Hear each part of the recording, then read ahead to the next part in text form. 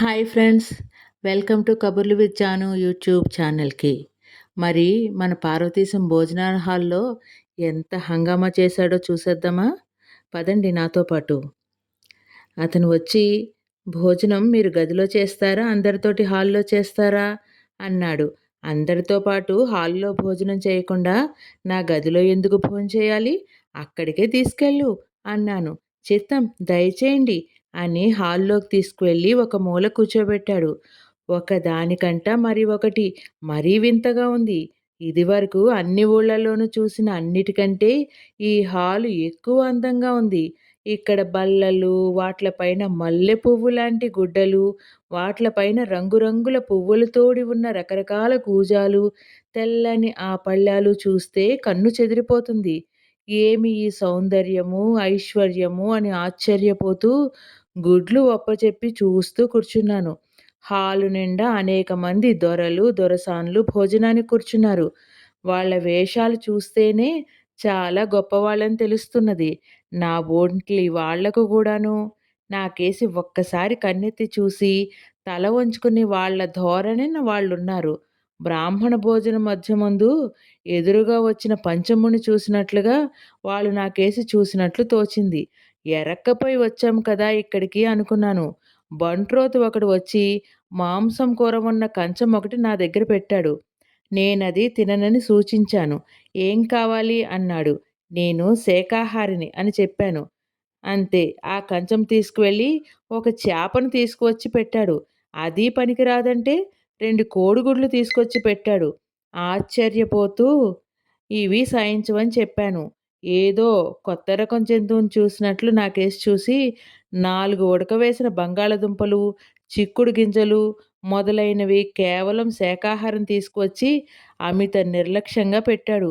బంట్రోతుకు కూడా లోకువైపోయాను కదా అని విచారించాను. భోజనమైంది. ఇంక ఒక్కసారి కుక్ వారి కంపెనీకి వెళ్ళి ఇంటి దగ్గర నుంచి డబ్బేమైనా వచ్చిందేమో కనుక్కుందామని బయలుదేరాను.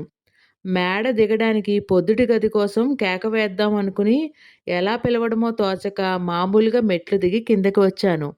నన్ను చూసిన వాళ్ళంతా నవ్వడం, ఏమిటా ఇలా నవ్వుతారనుకుని నా బట్టలకేసి చూసుకుని, ఈ రూ. 7.5 సూటే కారణమై ఉంటుంది కదా అనుకుని, తక్షణం కొత్త డ్రెస్ ఏదైనా కొనుక్కుందామని నిశ్చయం చేసుకుని వీధిలోకి వచ్చాను.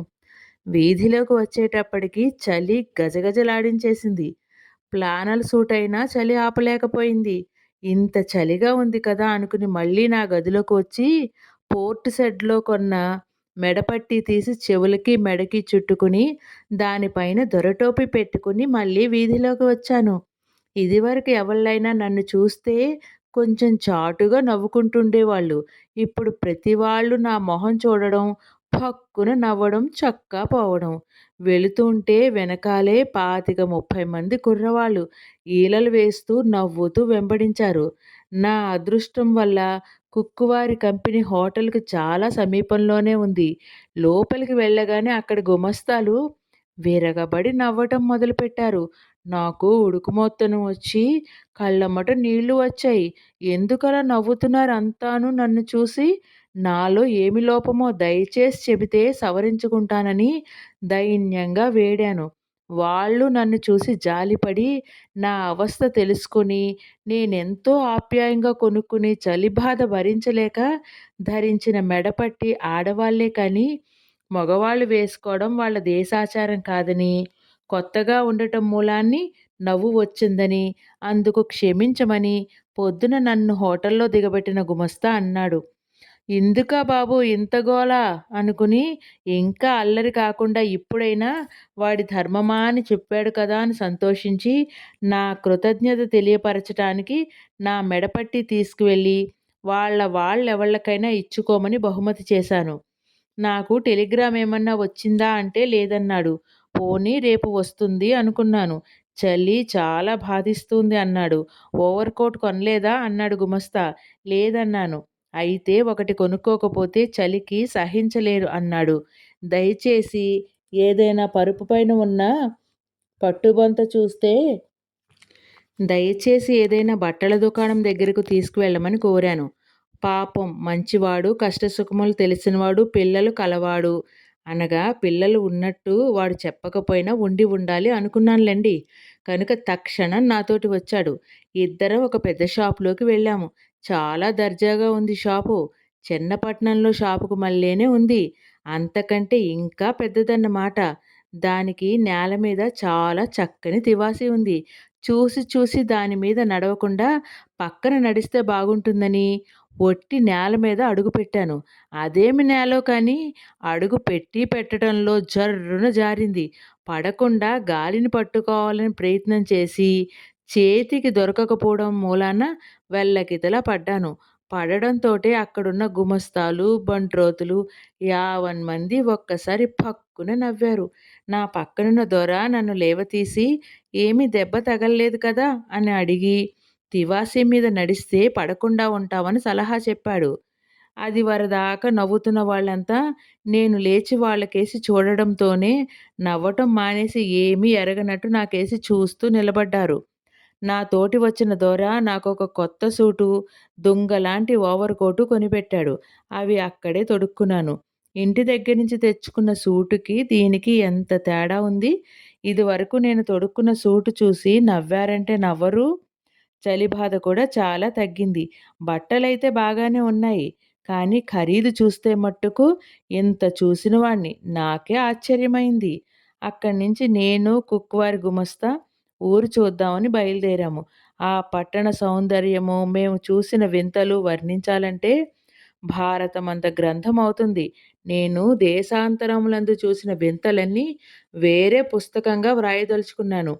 పైగా స్వీయ చరిత్రలో వర్ణనాంశములు విశేషంగా ఉండకూడదనుకుని అవేమీ ఇందులో వ్రాయడం లేదులెండి.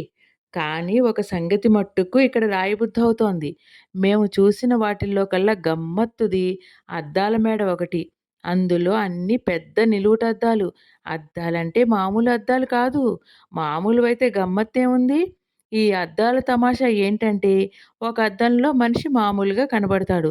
ఒక దానిలో అసలు కంట 4 రెట్లు ఎక్కువ లావుగా కనబడతాడు. ఒక దాంట్లో సన్నగా చిక్కి శల్యమైనట్లుంటాడు. ఒక దాంట్లో కంట్లో పాపలో కనబడ్డట్టే బుల్లి బొమ్మలా కనబడతాడు. ఇంకో దాంట్లో చూస్తే ఒక ఫర్లాంగ్ పొడుగున్నట్లు ఉంటాడు. ఇలా ఎన్నో రకాలు. మా తోటి కూడా ఇంకో లావాటి దొర, ఒక సన్నని దొరసాని, అతని భార్య అని తోస్తోంది. చూట్టానికి వచ్చారు. ఆ దొర ఆ అద్దాల్లో మరీ గమ్మత్తుగా ఉన్నాడు. ఆ దొరసాని ఒక్కటే నవ్వడం. వాళ్ళని చూస్తే నాకు నవ్వు వచ్చింది. మేమిద్దరం నవ్వుతుంటే దొరకి ఉడుకుమొత్తనం వచ్చింది. అది కనిపెట్టి నేను చల్లగా అవతలికి నడిచాను. అక్కడి నుండి నిమ్మళంగా హోటల్‌కి చేరుకున్నాము. నాతో ఉన్న దొర ఉదయాన్ని దర్శనం చేస్తానని గుడ్ నైట్ చెప్పి చక్కా పోయాడు. నేను నా గదికి వెళ్ళాను. కానీ ఆ దొర మర్యాద చూస్తే మట్టుకు నాకు మహా ఆశ్చర్యంగా ఉంది. మన దేశం వస్తే వాళ్ళు ఎంతటి వాళ్ళను లక్ష్యపెట్టరు. ఇక్కడ వాళ్ళంతా నన్నొక చిన్న జమీందారుని చూసినట్లే చూస్తున్నారు. దొరల చేత పని చేయించుకుంటూ, వాళ్ళ దగ్గర నుంచి సలాము అందుకుంటుంటే మహా సంతోషంగా ఉంది. మధ్యాహ్న అనుభవం అయింది. కనుక ఈ పూట భోజనం నా గదికే తెప్పించుకొని తిన్నాను. ఇంకా పడుకోవడానికి చొక్కాలు విప్పి, మామూలు మల్లుపంచా కట్టుకుని పడుకుంటే చలి ఆగేట్టు లేదు. అందుకని సూటు, ఓవర్ కోటు తీయకుండా జోడు మట్టుకు విడిచేసి మంచం దగ్గరికి వచ్చాను. ఆ పరుపు పైన ఉన్న పట్టుబొంత చూస్తే దాని మీద పడుకోబుద్ధి అయింది కాదు. బొంత ముద్దొస్తోంది. సరికొత్తదిగా కనబడుతోంది. అది నలిగిపోతుందంటే ఎంత మాత్రం మనసొప్పలేదు. నా బొంత తీసి కిందో సోఫా మీదో వేసుకుని పడుకుందామా అనుకున్నాను. మళ్ళీ ఇంత డబ్బు ఇస్తూ కింద పడుకోవడం కర్మేంటని మంచం మీదున్న బొంత తీసి కుర్చీ మీద పెట్టి, నా శాలువా కప్పుకుని, మరునాడే నా డబ్బు వస్తుందా? రాదా? రాకపోతే మన గతి ఏమిటి? అని ఆలోచిస్తూ నిద్రపోయాను. పొద్దున్నే ఒక బంట్రోతు వచ్చి లేపాడు. వాడు నన్ను చూసి ఏదో అని చక్కా పోయాడు. ఇంకొక క్షణానికి ఇంకొకడు వచ్చాడు. వాడు లోపలికి తొంగి చూసి నవ్వుకుంటూ వెళ్ళిపోయాడు. ఇలా ఆ హోటల్‌లో ఉన్న నౌకర్లంతా ఒక్కొక్కళ్ళే వచ్చి గదిలోకి తొంగి చూడడము, నవ్వుకుంటూ పరిగెత్తడమును. ఇదంతా చూస్తే నాకు ఒళ్ళు మండుకొచ్చింది. తిన్నగా వెళ్లి గుమస్తాతో చెప్పి అతన్ని పైకి తీసుకొచ్చాను. మేము వచ్చేటప్పటికి నలుగురైదుగురు బంట్రోతులు ఇంకా అక్కడే నించుని విరగబడి నవ్వుతున్నారు. మమ్మల్ని చూడడంతోటే వాళ్ళు నవ్వు ఆపేశారు. గుమస్తా వాళ్ళని మందలించి, నాకు క్షమాపణ చెప్పి, తను నవ్వుకుంటూ పోయాడు. ఆ నవ్వుకంతా కారణం నా శాలువానేమో అనుకున్నాను. అవశిష్టాలన్నీ తీర్చుకుని పలహారం చేస్తుండగా కుక్కువారి కంపెనీ నుంచి నాకు డబ్బు వచ్చిందని మనిషి వచ్చి చెప్పాడు. ఆ మాట వినడంతోనే ఎక్కడ లేని సంతోషము వచ్చింది. వెళ్ళి ఆ సొమ్ము తీసుకుని హోటల్‌కి వచ్చి ఆ పూటే రైలుందని తెలుసుకుని త్వరగా సామాను సర్దుకుని కిందకి వచ్చాను. గుమస్తా బిల్లు తెచ్చాడు. ఆ బిల్లు మొత్తం ఎంతో ఇప్పుడు చెప్పదలుచుకోలేదు. కానీ అది వింటే మట్టుకు ఎంత జమీందారుకైనా ఒక్కసారి గుండె కొట్టుకోవడం మానేస్తుందని నా నమ్మకం. సొమ్ము చెల్లిస్తుంటే ఇద్దరు నౌకర్లు అక్కడ వచ్చి నిలబడ్డారు. వెళ్ళిపోతున్నాం కదా! వాళ్ళకేమైనా బహుమతి ఇస్తే దర్జాగా ఉంటుందని ఆలోచించి వాళ్ళందరికీ తలోక అణ ఇచ్చాను. ఇచ్చినందుకు సంతోషించవచ్చునా? ఆ అణాకాసును అటూ ఇటూ తిప్పి వాసన చూసి గుమస్తా దగ్గర అడిగి ఒక లెన్స్ పుచ్చుకుని వాటితోటి పరీక్ష చేసి మూతి విరుచుకుని అక్కడ పారేసి చక్కా పోయారు. వాళ్ళ పొగరుమోత్తనం చూస్తే మట్టుకు నాకు చాలా కోపం వచ్చింది. డబ్బంటే తేరగా వస్తుందనుకున్నారు కాబోలు. వాళ్ళకింతకంటా మహా ఎక్కువ ఇచ్చేదెవడు? తీసుకోంకేం చేస్తారులే అని నా దారిన నేను రైలుకి వెళ్ళిపోయాను. కుక్కువారి మనిషి ఫోక్స్టన్‌కొక టికెట్ కొనిచ్చి పారిస్‌లో రైలు మార్చుకోమని, మళ్ళీ బొలోన్‌లో దిగి స్టీమర్ ఎక్కితే ఫోక్స్టన్ అనే ఊరు చేరుతానని చెప్పాడు. రైలు సామాన్యంగా మన దేశపు రైలుకు మల్లేనే ఉంది. ఎటొచ్చి పెట్టెలింకా కొంచెం విశాలంగా ఉన్నాయి. మూడవ తరగతి పెట్టెలకు కూడా పరుపులున్నాయి. తెల్లవారేసరికి ప్యారిస్ చేరాము. అక్కడ దిగి దంతధావనాధిక కార్యక్రమాలు కానిచ్చి కొత్త రైలు దగ్గరికి వెళ్ళాను. జనం కిటకిటలాడుతూ ఉన్నారు. 2 పెట్టెలు మట్టుకు ఖాళీగా ఉన్నాయి. అవి మూడవ తరగతివే కదా! అని వెళ్ళి కూర్చున్నాను. ఇంకో నిమిషానికి ఒక దొరసాని వచ్చి నన్ను చూసి ఆ బంట్రోతుని కేకేసి నన్ను దింపమని చెప్పిందని తోస్తోంది. బంట్రోతు నన్ను దిగమన్నాడు. ఫ్రెంచ్‌లో అనేక విధాల ఏమేమిటో చెప్పాడు. ఏమైనా సరే ఇందులో నుంచి దిగనన్నాను. వాడు వెళ్లి గార్డును తీసుకువచ్చాడు. వాడు చెప్పినా దిగనన్నాను. కిటికీ తలుపుకేసి చూపించాడు. దాని మీద ఏదో రాసి ఉంది. అదేంటో నాకర్థం కాలేదు. బాగానే ఉందిలే అర్థం కాపోతే అనుకుని దిగమంటే దిగనన్నాను. వాడికేమీ తోచక స్టేషన్ మాస్టర్‌ని తీసుకువచ్చాడు. అది ఆడవాళ్ళ పెట్టె కనుక దిగమని ప్రార్థించి, ఖాళీగా ఉన్న ఇంకో పెట్టెలో కూర్చోబెట్టాడు. మధ్యాహ్నం బొలెం చేరాను. దిగి స్టీమర్ ఎక్కాను. ఆ స్టీమర్ చాలా చిన్నది. సముద్రము మహా హడావిడిగా ఉంది. అందుకని ప్రతి వాళ్ళకి వికారము, వాంతులు. అన్నాళ్ళు ఆ స్టీమర్ ప్రయాణం చేసినా ఇంత బాధ ఎప్పుడూ పడలేదు. అందరూ తలో మూల ప్రాణం పోతున్నట్లు పడుకున్నారు. ఈ అవస్థ ఎప్పుడు వదులుతుందా అనుకున్నాను. మొత్తం మీద 2 గంటల కంటే ఎక్కువ పట్టలేదు కానీ, ఆ కాస్త సేపు యుగంలాగా ఉంది. ఫోక్స్టన్‌లో దిగేటప్పటికి సుమారు 5 గంటలవుతుంది. ఇంగ్లాండ్‌లో అడుగుపెట్టానన్న మాట జ్ఞాపకం పెట్టుకుని మొదట కుడికాలే పెట్టాను. మనస్సులో ఒక విధమైన ఆందోళన బయలుదేరింది. గుండెల్లో అదురు పుట్టింది. ఇంతవరకు మొండితనంగా కొట్టుకొచ్చాను. ఇక ముందు ఎలాగా అనే ఆలోచన వచ్చింది. అన్నిటికీ ఈశ్వరుడే ఉన్నాడు అని ఒక దండం పెట్టుకున్నాను. మొదటి భాగం సమాప్తం. మనము రెండో భాగంలోకి అడుగు పెడుతున్నామండి. ఎలాగైతేనేమి ఇంగ్లాండ్‌లో అడుగుపెట్టానని చెప్పాను కాదు. మరచిపోకుండా ఎలాగో జ్ఞాపకం పెట్టుకుని కుడికాలే పెట్టాను కూడాను. నేను ఇంత శ్రద్ధగా, ఇంత శాస్త్రయుక్తంగా కుడికాలే పెట్టినా లండన్ మట్టుకు ఈ విషయమేమీ గమనించినట్లు కనిపించలేదు. సిడసిడలాడుతూ మొహం మార్చుకుంటూ ఆరిపోయిన హారతి పళ్ళెం పట్టుకుని నిల్చున్నట్లు అనిపించింది. ఇంతకు అదృష్టం బాగుంటే ఏ కాలు పెట్టినా ఇబ్బంది లేదు. బాగుండకపోతే ఏ కాలు పెట్టినా ఒకటే. ఇక్కడ దిగగానే నాలో ఉత్సాహం సగం చచ్చిందనను కానీ, చల్లారిందని చెప్పక తప్పదు. కారణం ఏంటో నేను చెప్పలేను. లండన్‌లో అడుగుపెట్టేసరికి బారామీటర్ మరీ దిగిపోయినట్లయింది. నెమ్మదిగా సామాను దింపుకుని ప్లాట్‌ఫామ్ మీద నిలబడ్డాను. ఏమి చేయడానికి తోచలేదు. ఎటు వెళ్ళాలో మొదలే తెలియదు కదా! అంతా అయోమయంగా ఉంది. ఇదే మొగల్తూరైతేనా? స్కూల్ నుంచి ఇంటికి రాగానే నేనేదో చాలా దూర ప్రయాణం చేసి వచ్చినట్లు మా ఇంట్లో వాళ్ళు, చుట్టుపక్కల ఇళ్లల్లో కుర్రాళ్ళు బోలెడంత మంది పరిగెత్తుకొచ్చి నా చుట్టూ మూగి ఎంతో సేపు నాతో కులాసాగా ఆడుకునేవారు. మా అమ్మ సంగతి చెప్పనే అక్కర్లేదు. "వచ్చావురా నాయనా! ముందు కాళ్ళు, మొహం కడుక్కో. కళ్ళు దించుకుపోయి, బుగ్గలు పీక్కుపోయి ఎలా ఉన్నావురా నాయనా! లే" అని నన్ను తొందరపెట్టి కాళ్ళు కడుక్కున్న తర్వాత ఏదో కొంత పలహారం పెట్టేది.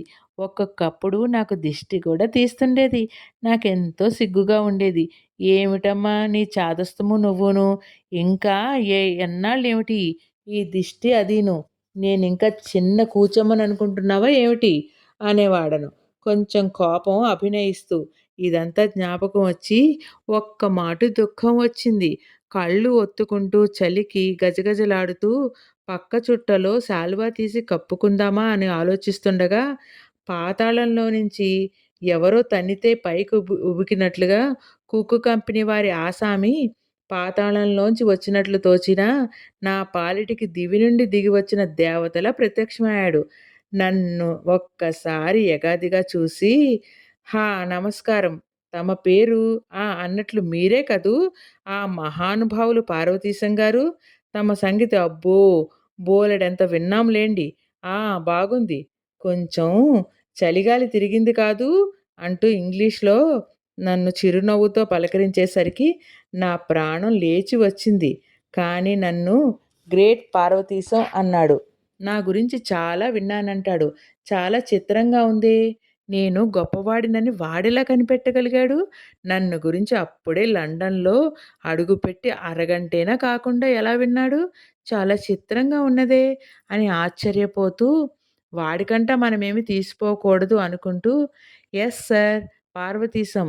How you know me cook garu" అన్నాను ఇంగ్లీష్‌లో. నాకు కూడా ఇంగ్లీష్ వచ్చు సుమా! అట్టే పిచ్చి వేషాలేమైనా వేస్తే నా దగ్గర సాగవని హెచ్చరించటానికి. దాంతోటి నా చెయ్యి పట్టుకుని లాక్కుపోవడం మొదలుపెట్టాడు. "Yes coming. మై సామాన్స్ సార్" అంటుంటే వినిపించుకోడు. ఈ చెవిటి మాలోకం ఏమిటి బాబు అనుకుని ఒక్క ఊపుతో చెయ్యి విదిలించుకుని, "my saman there. I go and get saman and come" అన్నాను. వెనక్కి తిరిగి సామాన్లు చూపిస్తూ. "ఏమిటయ్యా ఈ హడావిడి? నా సామాన్లు. ఉండవయ్యా సామాను తీసుకువస్తాను" అంటుంటే, "హోహో! యూ అండ్ యువర్ బ్లడీ సామాన్. వాట్ డు యూ మీన్ సామాన్? ఏమిటయ్యా నీ వెధవ సామాను? అసలు సామానంటే ఏమిటి?" అన్నాడు. "My box sir and my bed sir" అన్నాను వాటికేసి చూపిస్తూ. "ఓహ్! దట్" అని ఓ పెద్ద నవ్వు నవ్వి చక్కగా "సామాన్ సామాన్" అని 4 సార్లు అనుకుని, "నీ సామాను ఎక్కడికి పోదు. వాటిని తీసుకురమ్మని ఒక మనిషితో చెప్పాను. తీసుకువస్తాడు. మనం తొందరగా వెళ్ళి ఆ రైలు ఎక్కాలి" అన్నాడు.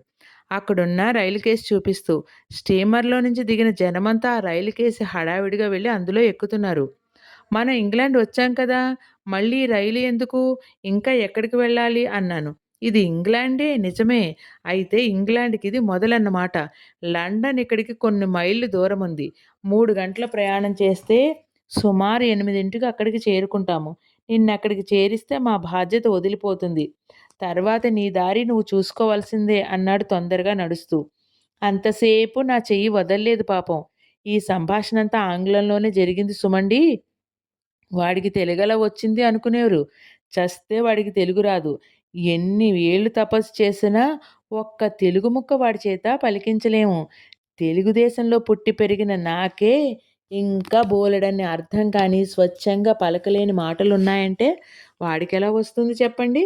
అదేం చచ్చు ఇంగ్లీషా? ఎవడు పడితే వాడు ఏడాదిలోనో, 2 ఏళ్లలోనో నేర్చుకోడానికి. మేము రైలు దగ్గరికి వచ్చి ఒక పెట్టెలో ఎక్కబోయేసరికి ఎవడు తెచ్చాడో, ఎప్పుడు తెచ్చాడో తెలియదు కానీ నా పెట్టె, పరుపు అందులో ఉన్నాయి. "ఇదిగో బాబూ! మీ మీ అదేమిటో అన్నావు?" వాడిని చూసి నేను నవ్వాను. ఎటొచ్చి వాడొకందుకు నవ్వితే నేను మరొకందుకు నవ్వాను. అప్పటికి 5:30 గంటలు అయినా బాగా చీకటి పడిపోయింది. పొగమంచో తెలియకుండా 10 అడుగుల్లో ఉన్న మనుష్యులు కూడా కనబడనంత ఒత్తుగా, దట్టమైన తెరలా మమ్మల్ని కమ్మేసింది. విపరీతమైన చలిగా ఉంది. ఇంత గాఢాంధకారంలోనూ రైలు వెళుతుందా అనే సందేహం కలిగింది నాకు. సందేహం కలగడం తడువుగా ఈ కటిక చీకట్లో రైలు వెళుతుందా భయం లేకుండా అన్నాను. యథాలాపంగా నా లోపలి ఊహల్ని పైకి అన్నట్లుగా అతని తోడు చెప్పినట్లు కాకుండా అన్నానన్నమాట. అతనొక్కసారి నాకేసి నిదానంగా చూసి, "ఏం భయం లేదు. మనకు భయం లేదు. దానికి భయం లేదు. ఒక జోడ మనుషులు లాంతర్లు పట్టుకుని రైలు తప్పిపోకుండా దాని ఎదుట నడుస్తారు" అన్నాడు చాలా గంభీరంగా. అయినా వాడేదో నన్ను వేళాకోళం చేస్తున్నాడని నాకర్థమైంది. నేను నాలో కలిగిన సందేహాన్ని పైకి అనడం పొరపాటే అనుకున్నాను. అప్పుడు నిడదవోలు నుంచి నేనెక్కిన రైలు మద్రాసు వరకు రాత్రి ప్రయాణం చేసిన సంగతి, తర్వాత మద్రాసు నుంచి మళ్ళీ రాత్రి ప్రయాణం చేసిన సంగతి గుర్తొచ్చి నా తెలివి తక్కువతనానికి నవ్వుకున్నాను. అయితే మట్టుకు మాత్రం దానికి వాడు నన్ను చూసి నవ్వుతాడా అని కొంచెం కోపం వచ్చిన మాట వాస్తవమే. అయినా నాలో నేను సముదాయించుకుని 1, 2 సార్లు వాడేదో చెప్పబోతే విని విననట్లు సమాధానం చెప్పకుండా ఊరుకున్నాను. లండన్ చేరే వరకు నా మౌనం నేను విడవలేదు. ఏ అవాంతరం లేకుండా మేము లండన్ క్షేమంగా చేరాము దైవానుగ్రహం వల్ల. లండన్ స్టేషన్ రాగానే రైలు స్టేషన్‌లోకి కాక ఏదో ఇంట్లోకి వెళ్తున్నట్లు అనిపించింది. ఎందుచేతనో తెలియదు. నాతో ఉన్న ఆసామిని అడుగుదామంటే మళ్ళీ అతను ఏం వేళాకోళం చేస్తాడో అని సందేహించి ఊరుకున్నాను. రైలు ఆగడంతోటే బిలబిల్లాడుతూ రైల్లో 50 మంది కన్నాల్లోంచి ఎలుకల్లా హడావిడిగా బయటికి వెళ్ళడం ప్రారంభించారు. నేను, నాతో ఉన్న ఆసామి దిగడానికి లేచాము. నేనొకసారి నా సామాను కేస్ చూశాను. అది అతను కనిపెట్టి, దాని సంగతి నేను చూస్తాను దిగమన్నాడు. మేమిద్దరం దిగడంతోనే అతని సంజ్ఞకు ఒక మనిషి లోపలికి వచ్చి సామాను బయటికి తీసుకువచ్చాడు. అతన్ని చూస్తే మామూలు దొరలాగే ఉన్నాడు కానీ కూలీలనుకోలేదు. మన ఊళ్ళో అయితే కూలీలు ఇట్టే దొరికిపోతారు. వాడిని చచ్చినా యామండి అని అనలేం మనం. అసలెందుకనాలి? బయటకు రావడంతోనే నాలుగు వైపులా ఆశ్చర్యంతో చూశాను. నేను మద్రాసు లాంటి స్టేషన్‌లు చాలా చూశాను కానీ, ఇంత పెద్ద స్టేషన్ నాకెక్కడా కనబడలేదు. ఇది కొన్ని మైళ్ళు పొడుగుంటుందా అనిపించింది. అధమం 1 మైలేనా వెడల్పు ఉండాలనుకున్నాను. ఇందాక రైలు స్టేషన్‌కి కాక ఇంట్లోకి వెళుతోంది అనిపించటానికి కారణం ఇప్పుడు తెలిసింది. ఇంత వెడల్పు, పొడుగు ఉన్న స్టేషను అంతటికీ కూడా గాజు కప్పు పైభాగాన కనిపించింది. ఇంత గాజు ఎలా దొరికిందా వీళ్ళకి అనుకున్నాను. అసలు గాజెందుకు వేశారు అనే సందేహం కూడా కలిగింది. ఒకవేళ ఏ కొబ్బరికాయైనా దాని మీద పడితేనో, లేక పక్కింటి కుర్రాళ్ళెవళ్ళైనా ఆటల్లో వాళ్ళ లక్క పిడతలో, పెంకు ముక్కలో దాని మీద విసిరితేనో ఇంత స్టేషన్ ఏమవుతుంది అనిపించింది. అయినా దానికి సమాధానం ఏదో మనం ఊహించి తెలుసుకోవాలి గానీ, ఇలాంటి మోటు మనుషుల్ని అడిగామనుకోండి, వాళ్ళు అతి తెలివిగా మాట్లాడామనుకుని నన్ను అవహేళన చేస్తారు. ఎందుకొచ్చిందీ బాధ? ఇంతకు స్టేషన్ కప్పు ఎలా పోతే నాకెందుకు? అని అప్పటికి సమాధానం చెప్పుకున్నాను. ఇంతలో నా పక్కనున్న కుక్ అనగా వంట మనిషి కాదు, కుక్ కంపెనీ మనిషి బయటకు వెళదాం రండని చెయ్యి పట్టుకుని ముందుకు తీసుకెళ్ళాడు. 10 బారలు నడవగానే ప్లాట్‌ఫార్మ్ మధ్య భాగం కొంత దానంతటదే పరిగెడుతోంది. దాని మీద కొందరు మనుషులు నిలబడి ఉన్నారు. దాని దారిన అది, దానితో పాటు దాని మనుషులు ముందుకు సాగిపోతున్నారు. ఇది లోపల నుంచి ఎక్కడ వస్తోంది, ఎక్కడి దాకా వెళ్తోంది, దాని అంతు ఉందో లేదో తెలీదు. నేను ఈ ఆలోచనలోనే ఉండగా నా పక్కనున్నతను నా చెయ్యి పట్టుకుని తనతో పాటు నన్ను కూడా దాని మీదకి లాగాడు. అతను మేకులా అలాగే నిలబడ్డాడు కానీ నేను మట్టుకు వెనక్కి పడిపోయాను. అతను నా వీపు వెనుక చెయ్యి ఆసరా ఇచ్చి నేను పడిపోకుండా ఆపుచేశాడు. మేము నిలబడ్డది కదిలే ప్లాట్‌ఫార్మ్. అది ముందుకు సాగుతూనే ఉంది. అది చాలా చిత్రంగా కనబడింది. ఇలా కొంత దూరం వెళ్ళిన తర్వాత ఎదుట మేడమెట్లలా కనబడ్డాయి. దాని మీద కూడాను ఇది పరిగెడుతూనే ఉంది. జనం పడకుండా అలా నిలబడే ఉన్నారు. వాళ్ళు పడకుండా ఎలా ఆగారా అని ఆలోచిస్తుంటే, మేము నిలుచున్న భాగం కూడా మొదటి మెట్టు ఎక్కడం, నేను వెనక్కి పడిపోబోవడం, మళ్ళీ ఆయన ఆసరాతో నిలబడ్డం, మేడమెట్లు ఎక్కినట్లు నన్ను కూడా ఎక్కమని తనెక్కుతూ చెప్పడం. తగుదునమ్మా అని నేను ఆ విద్య నేర్చుకుని క్షణంలో ఆ మెట్లు ఏ ప్రమాదం లేకుండా ఎక్కడం. అన్నీ రెప్పపాటులో జరిగిపోయాయి. మరికొంత దూరం సాదా ప్రదేశం. ఇది నడుస్తుండగా నా స్నేహితుడు పక్కకి తప్పుకుంటూ నన్ను కూడా తనతో పాటు పక్కకి లాగేశాడు. ఆ ప్లాట్‌ఫార్మ్ దాని దాని దారిన అది సెలయేరులా సాగిపోతూనే ఉంది. మేము మరో 10 బార్లు నడిచి ఒక పెద్ద గది దగ్గర ఆగాము. అతను తలుపు తీయగానే లోపలికి ప్రవేశించాను. నా సామాను అప్పుడే అక్కడికి ఎలా చేరిందో చేరింది. అక్కడ 10 మంది బల్లల ఎదుట కుర్చీల మీద కూర్చుని, అక్కడకు వచ్చిన జనాభా సామాన్లు పెట్టెలోంచి తీయించి, పరీక్ష చేసి, ఒక చీటీ ఇచ్చి వెలుపలికి పంపిస్తున్నారు. నా పెట్టెలు చూడడానికి సిద్ధంగా ఉన్న మనిషి నన్నెగాదిగా చూసి, తన స్నేహితుడితో అర్ధోక్తిలో "హూ ఈజ్ దిస్ డార్కీ?" అన్నాడు. నా స్నేహితుడు ఇష్ అని నోరు ముయ్యమట్లు పెదవుల మీద వేలు పెట్టుకుని సైగ చేశాడు. "This young princess is my friend from India come to study here" అని సామాను త్వరగా చూడమని సైగ చేశాడు. వాడు పెట్టి తీసి ఒక్కొక్క వస్తువే మునివేళ్లతో ఎత్తి దూరంగా కింద పడేస్తున్నాడు. నాకు చాలా కోపం వచ్చింది. నేనేదో అనబోతున్నానని నా మిత్రుడు గ్రహించి నా చెయ్యి గట్టిగా అదిమాడు. ఏమీ మాట్లాడవద్దన్నట్లు. తరువాత నా పరుపు చుట్ట విప్పాడు. అందులో నారింజ పండు రంగు శాలువా చూసి నిర్ఘాంతపోయి, గుండెల మీద చెయ్యి వేసుకుని, కళ్ళు మూసుకుని కుర్చీలో వెనక్కి జార్లపడిపోయాడు. ఇదేమిటో వీడిలా పడిపోయాడు, కొంపదీసి మన కళ్ళ ఎదుటనే హరి అనడు కదా అని హడిలిపోయాను. క్షణంలో తేరుకున్నట్లు కళ్ళు తెరిచి, "వాట్ ఈస్ దిస్?" అన్నాడు. "మై షాల్" అన్నాను. "Your what?" అన్నాడు. "మై షాల్" అన్నాను. వాడెంతో జాలిగా నా కేసి చూసి, "can't you speak English my lad" అన్నాడు. నేను సమాధానం చెప్పబోతుంటే నా మిత్రుడు, "ఆయన ఇంగ్లీష్ మాట్లాడలేకపోవడం ఏమిటి? చాలా చక్కగా మాట్లాడతాడు. రైల్లో నాతోటి ఎంచక్కగా దారి పొడుగునా మాట్లాడుతూనే ఉన్నాడు. ఇది వాళ్ళ దేశంలో ఉపయోగించే రగ్గు" అన్నాడు అక్కడ ఉన్న నా పక్కనున్న ఆసామి. "ఓహో! అలాగా! చాలా బాగుంది. పోనీ ఇది అమ్ముతాడేమో కనుక్కో" అని అడగగా, నా కుక్ స్నేహితుడు "ఇంక చాల్లే ఊరుకో" అన్నట్టు సైగ చేశాడు. "అది కాదయ్యా! ఈ పసివాడికి ఇది అమ్మే ఉద్దేశం ఉంటే గవర్నమెంట్ చేత కొనిపించి బ్రిటిష్ మ్యూజియంలో పెట్టిద్దామని కానీ నా కోసం కాదు. అతనికి లాభంగా ఉంటుంది. పోన్లే ఇంతకీ నాకెందుకు" అని తక్కినవన్నీ కూడా చూడడం పూర్తి చేసి ముగించబోతుంటే నా కచికలు, తటాకులు ఉన్న పొట్లం వాడి కంటపడింది. అది విప్పి "ఇదేమైనా తినేదా?" అన్నాడు. "లేకపోతే మందా?" అన్నాడు. "ఇదేం విషం కాదు కదా!" అన్నాడు మా వాడు విరగబడి నవ్వుతున్నాడు. పైకి ఉబుకుతున్న నా ఉద్రేకం తగ్గించుకుని, "అలాంటిదేం కాదండి. ఈ చూర్ణం నా పండ్లు తోముకోవడానికి, ఈ ఆకులు నాలుక గీసుకోవటానికి" అని చెప్పాను. వాడికేమీ పూర్తిగా అర్థం కాలేదు. "సరే మీ కర్మ" అన్నట్లు గబగబా మాకు బయటికి వెళ్ళటానికి అనుమతి రాసిచ్చి లేచిపోయాడు. నేను చచ్చినట్లు అవన్నీ మడిచి మళ్ళీ లోపల సర్దుకున్నాను. మేం బయటికి వచ్చాము. మా వెనుకనే నా సామాను వచ్చింది.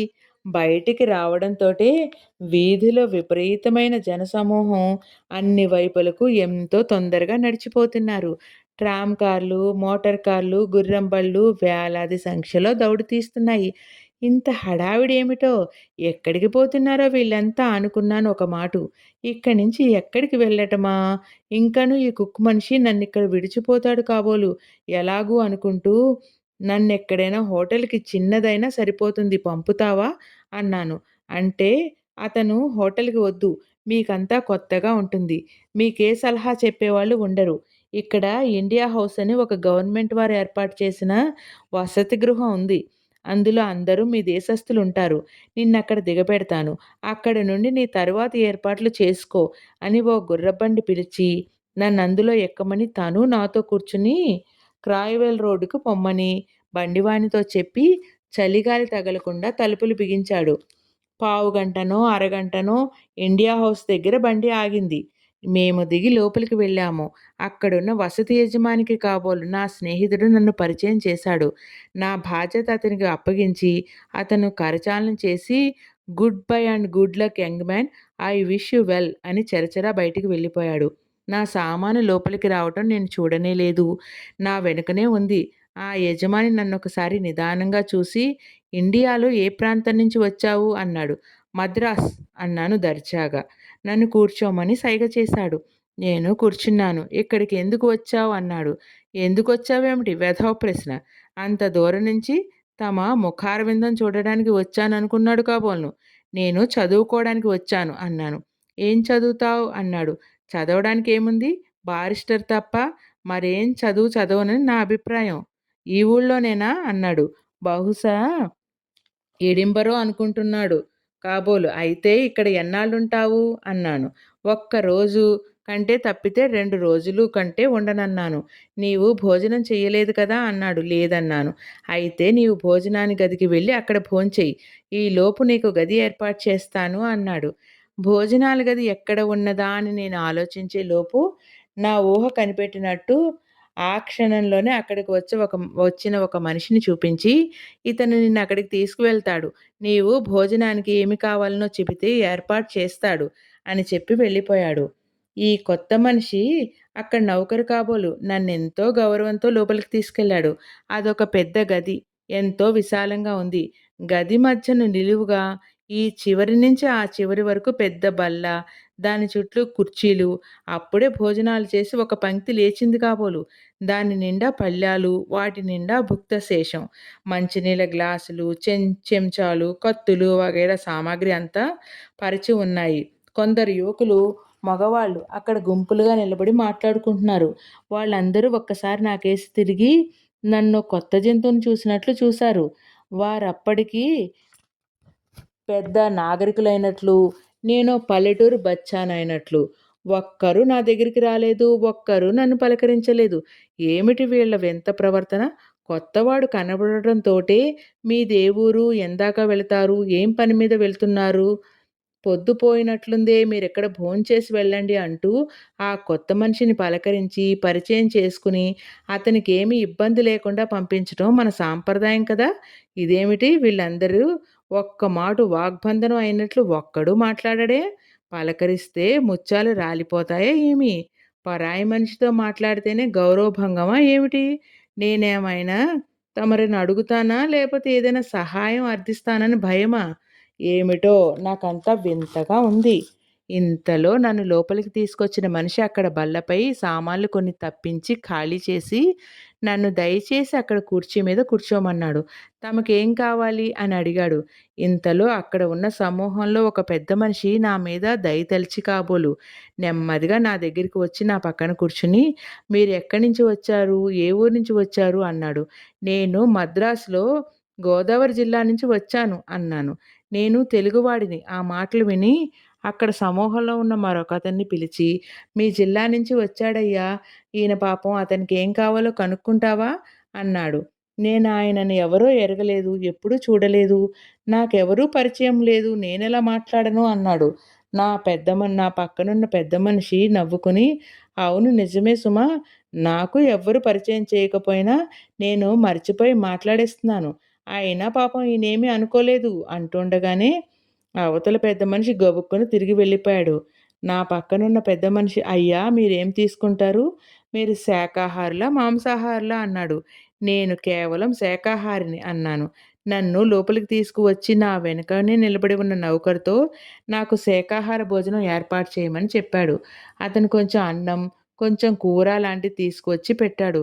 ఆ తర్వాతను కొంత రొట్టి, వెన్న, ఏదో జామట అది పెట్టాడు. ఆకలి మీద ఉన్నాను కనుకను, ఆకలి రుచి ఎరగదన్నట్టు మాట్లాడకుండా 2 ముద్దల్లో అదంతా ఊదేశాను. తరువాత పుడ్డింగుట. సగ్గుబియ్యం పరమాన్నం గట్టిగా ముద్దలా ఉన్నది తీసుకొచ్చి, దానిలో పోసుకోవడానికి వేడి పాలు, కొంత పంచదార కూడా తీసుకువచ్చి అక్కడ పెట్టాడు. అది తీసుకుని లేచాను. నా గదికి తీసుకువెళ్తానన్నాడు ఆ నౌకరు. రేపొద్దున మిమ్మల్ని కలుసుకుంటాను. మీకేమైనా సలహా కావలిస్తే చెబుతాను అన్నాడు మా నూతన పరిచయస్తుడు. తన పేరు మీనన్ అని చెప్పాడు. గుడ్ నైట్ అని చక్కా పోయాడు. తరువాత లండన్‌లో మన భారతదేశం ఎన్ని వింతలు, విశేషాలు చూసాడో తెలుసుకుందామా? పదండి నాతో పాటు మీరు కూడాను. ఉంటానండి. మళ్ళీ ఇంకో పార్ట్‌లో కలుద్దాం. నేను, నాతో పాటు మీరు మనందరం కూడా పార్వతీశంతో కలిసి ఇంగ్లాండ్ దాకా వెళ్ళి, మళ్ళీ మన ఆంధ్రదేశం, మన మొగల్తూరు వచ్చేద్దామండి. అందాక మనందరం కలిసి ప్రయాణం చేద్దాం. అందుకే ప్లీజ్ లైక్, షేర్, సబ్స్క్రైబ్.